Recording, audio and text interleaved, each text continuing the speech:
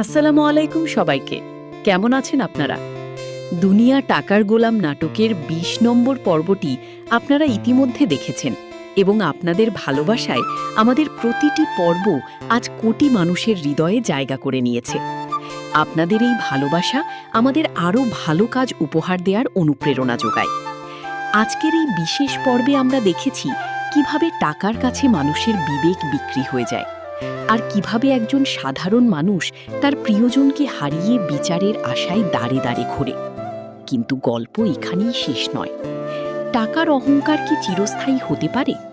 মন্ত্রী শেহজাদ চৌধুরী ভেবেছিলেন ক্ষমতা আর টাকা দিয়ে সবকিছু ধামাচাপা দেওয়া যায়, কিন্তু তিনি জানেন না শোভন প্রতিশোধ নিতে এবার এমন এক চাঞ্চল্যকর পরিকল্পনা করেছে যা পুরো দেশের রাজনৈতিক অঙ্গনকে কাঁপিয়ে দেবে।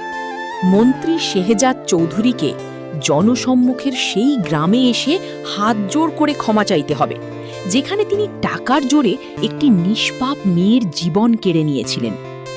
সাংবাদিক এবং সাধারণ মানুষের ক্যামেরার সামনে মন্ত্রীর মুখোশ চিরতরে খুলে যাবে। যে বাবা নিজের একমাত্র সন্তানকে হারিয়ে আজ দিশেহারা, তিনি দেখতে পাবেন কিভাবে আইনের ফাঁক গলে নয়, বরং নিখাদ সত্যের মাধ্যমে অপরাধী শাস্তি পাচ্ছে।